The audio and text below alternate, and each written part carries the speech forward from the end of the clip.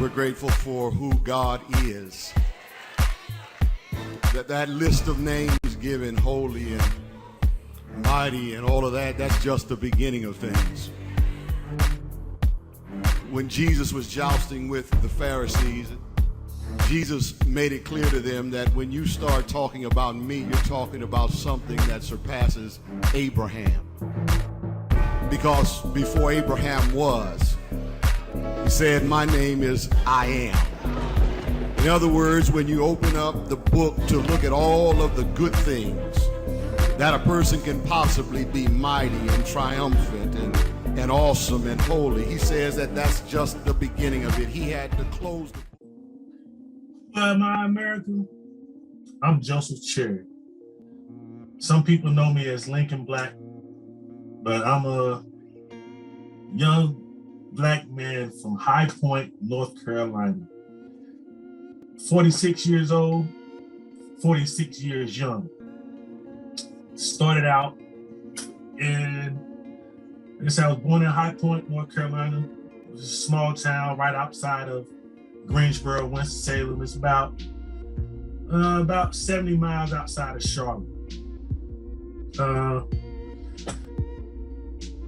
As a youth, I'll say I had a relatively stable life.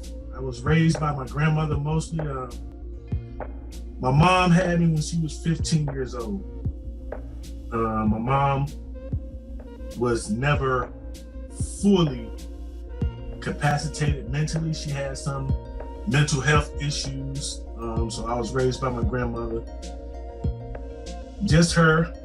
My grandmother I come from a family of lawbreakers, a family of criminals. My grandmother ran a liquor house for as long as I can remember. So in society eyes, I came from a, air quote, broken home. But as a youth, there was nothing broken that I seen about it. You know, I was loved, I was clothed, I was fed. It just was, I didn't come up seeing the typical love-based family setting. And at the time, I didn't know how much damage it was doing or just how bad it could lead me to become. Because what it did was show me at an early age how to bend the rules or break the rules to get what I wanted out of life. And coming up, like my siblings, like I have 2 younger brothers and a younger sister by my mom. However, being raised by my grandmother, I wasn't raised with my siblings. My siblings were taken out of the house due to what was going on in our household. You know what I'm saying? So, that happened. My siblings were taken. I was probably about 11 or 12. And instead of going willingly to where help would have been, I felt like I could make it on my own. So I went out on my own. And as you can imagine, any type of correctional facility out there, I've been through. I've lived through. From your group homes, your juvenile detention centers, your juvenile training facilities, youth prisons, foster care.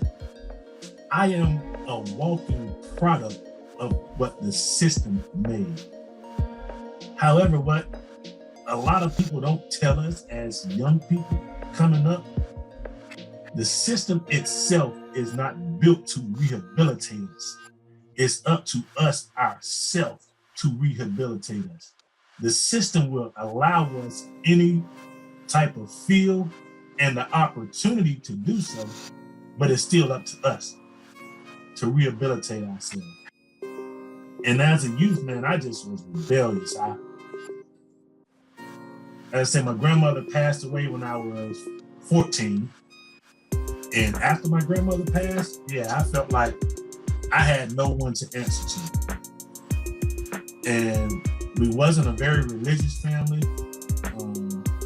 And I remember, it's funny, we lived right across the street from a church, But my grandmother never allowed me to go to church, never allowed me to go out of the yard. So I used to get up early Sunday mornings and just sit on the curb and listen to the people in church sing music.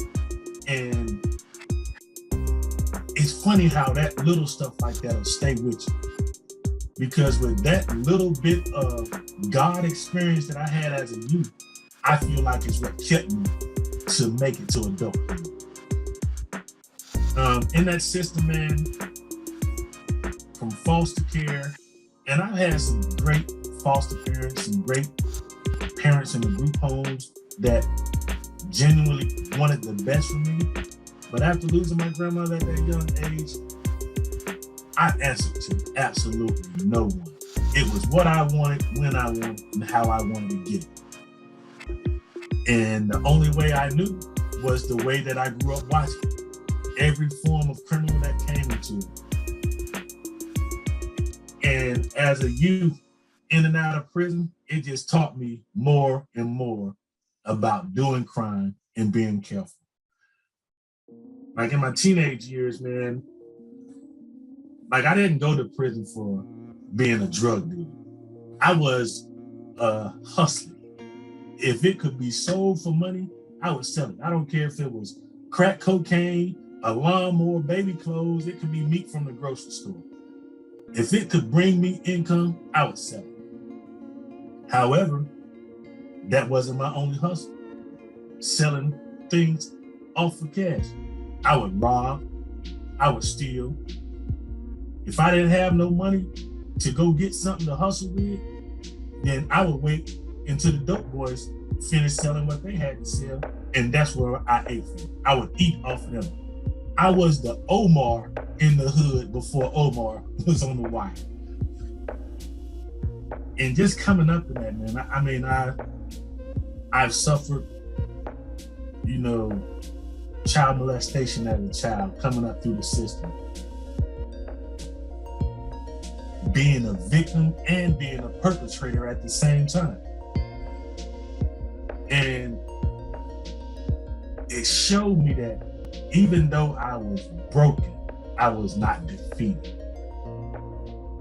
Because it was actually in prison to where I actually had a face-to-face collision with the God I serve. And I'll get into that part a little later, but coming up in the system can harden a person beyond measure. And what I mean by that is, inside of the institutions in our system in America, you're gonna have people that only looks out for themselves. And that's what prison gonna teach you. In order to survive, you have to maintain yourself. And all through those institutions, I never felt like that. I felt brotherhood more so in the system than I did when I was out on the streets. I made more family connections inside that were healthy in my eyes than I had more family connections that was healthy on the streets. Like my mom has 3 sisters, 2 brothers. And after my grandmother passed, my mom herself would bounce between households, between some of her sisters, or she would go with some of her aunts and uncles just to live with.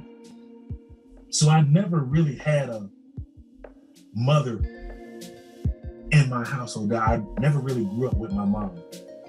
And that gave me all sorts of issues. Never knew my father, never growing up with my mom. And after my grandmother passed and I was not in the system, it was from one household to another. And I always felt like I was the one in the way. My little cousins, they couldn't get what they wanted or what they deserved because their mom had to look out for me too. So they harbored some resentment for me there. And it was just always tough, feeling like the outside guy, even with the ones you love the most. But, glory be to God, it taught me a lesson that sometimes the family you need in your life are not blood relatives.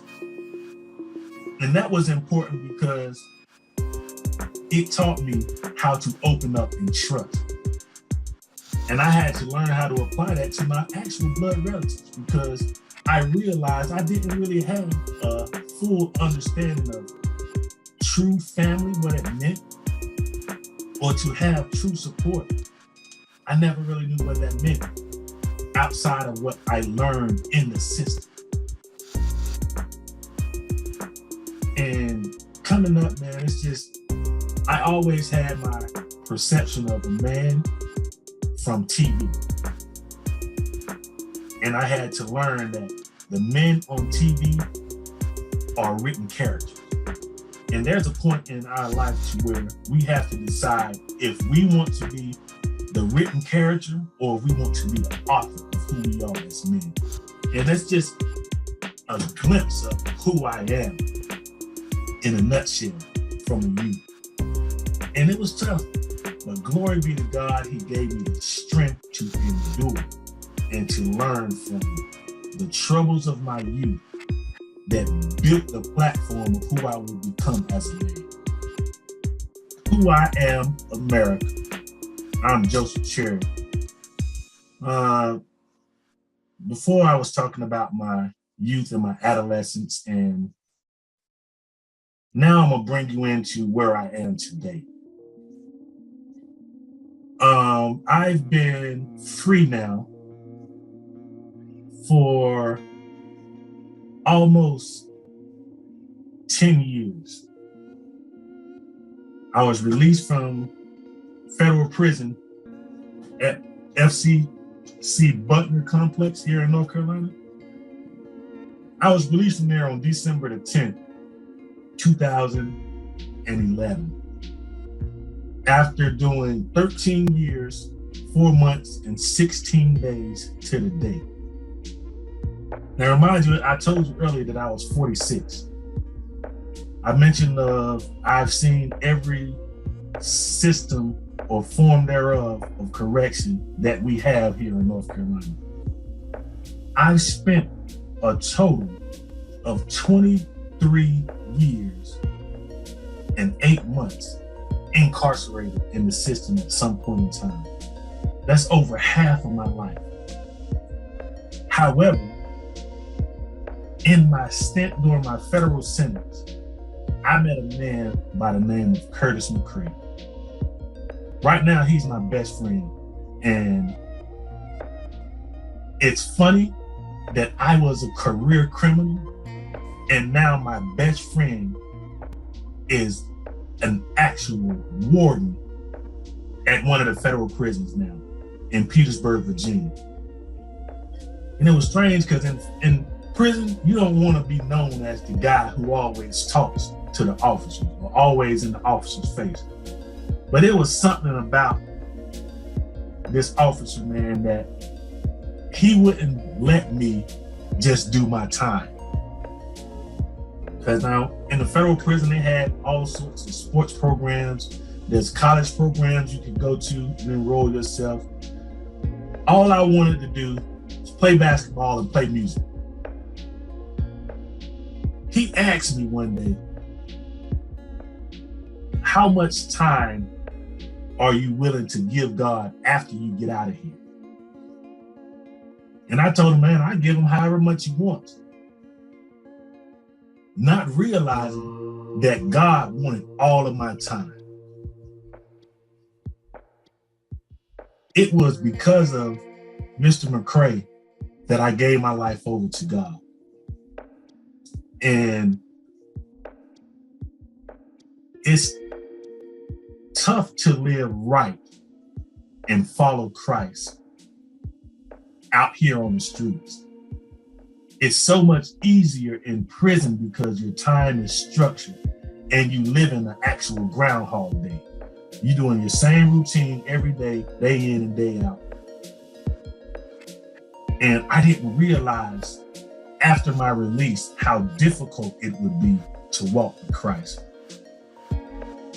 However, once I changed my life over, it made me want to see others do better than I did, not for my own good, but just so God might get glory from the life I was leading.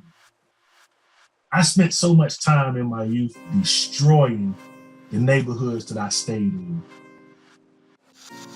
I personally feel like the plight that our youth are in today, with the senseless killings,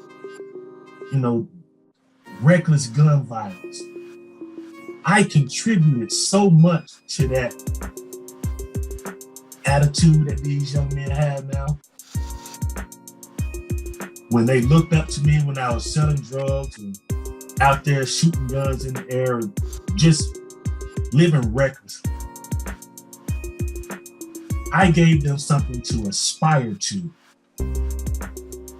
something that I don't even believe in now. And it's something that we as a people have lost in raising our youth. A lot of guys my age now won't even say that to a guy walking by and just openly disrespecting the elderly. Won't even correct them out of fear of what might transpire because these young guys today are so hot-headed. Tupac said probably 20 years ago, man, that black men 35 and older in the year 2020 would be voiceless. There would be no men in the street screaming about the injustice that we ourselves are bringing upon them. And tragically, he's almost right. I mean, you have a few guys that's in the hood that's, preaching change, preaching revolution, preaching things other than crime.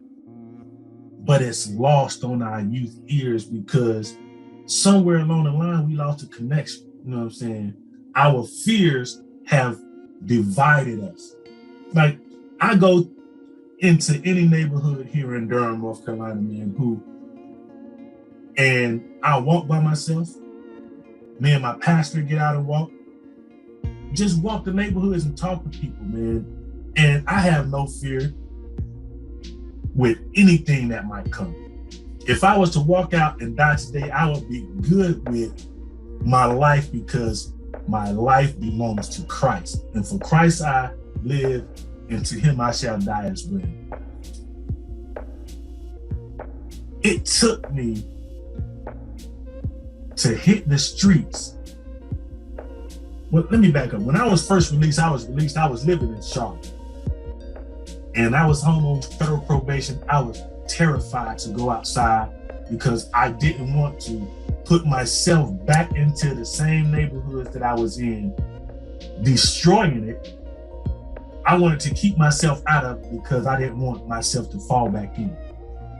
But now I realize I have to put myself right back on the same blocks that I used to hustle on, the same blocks I used to rob on. These are the blocks that I need to be out there showing people that the things I used to do has led me here to tell y'all there's better ways. And I've talked to, there's one guy named Rashawn Maxey. When I first got locked up in federal prison, he was 3. When I came home, he was almost 17, and he was running the block. He was literally the man on the block. And when I came home and seen him, he was the first young guy that I told him, I'm sorry I led you down the wrong road. Right now, he no longer sells drugs. He's a prominent leader in his church, and he leads young men in his neighborhood. And it's because he saw me come home and change and said, I don't want to take the path he's on, but I want to be on the road he's on now. And that's what it's about now, man. It's not about me or the mistakes I made in life, it's not about the progress that I've made, because God has brought me a long, long way. I have more material things now than I did when I was a hustler, when I was at the peak of my game in the streets. I had all the money that I wanted. I had cars, houses, jewelry, and none of it gave me any consolation. But now that I've worked for it, bled for it, and it's taken me time to acquire it, I appreciate it more. It means more now. Now it's actually in my name. It wasn't always an easy journey. And it's never gonna be. As long as we hear, there's always gonna be a struggle. There's always gonna be a fight in front of us. But we gotta realize I can punch all day and my arms gonna get tired. But if I fight by thinking first, I may not ever have to swing a punch. So it's all about building up the youth now.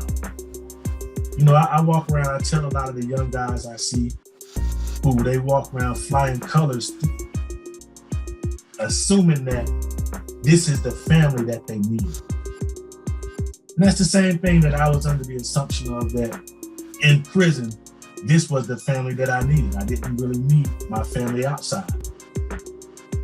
But if someone will send you down a road knowing that certain death awaits you, that's not a family member you need. It's up to us to build up the strength within each other, the confidence within each other, and the bravado that we can stand in front of a person and tell them, sir, ma'am, you're wrong, and I want to help you to change it. I mean, there's always gonna be pushback on change, because 9 times out of 10, people are comfortable in the lane they find themselves in. But if we as a people are going to move forward, if we as a people want equality on a grand stage, then it's up to us as Black men to set the foundation for our youth to stand on. And we can't lead them down just any road. We got to show them the right roads to be on. Education is key. And so many of our young kids are dropping out, not finishing, getting kicked out. That high school to prison pipeline for us as Black kids is alive and well. You got teachers out there that want you to do well, that want to teach you, but then you have teachers out there that will allow you to sit in the back of the class, whether you take notes, not pass or not. That no child left behind is going to push you through the grades without you having the proper knowledge that is needed. You have to apply yourself, and that's our job, to ensure we as a people apply ourselves in all levels: education, health and safety, healthy eating, our lifestyle in itself. It's up to us to put the word out there and talk to these kids to get them on the path that I find myself on now. And it's enlightening, man. It's enlightening.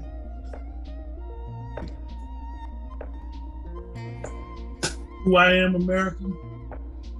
I'm a young Black man, broken, but not destroyed. 46 years old, I'm here in Durham, North Carolina. I'm now the Deacon of Impact Church of Durham. Serve up under Pastor Derek W. Horton and Lady Keisha Horton. And it is an honor and a privilege to be a tool in the hand of my community.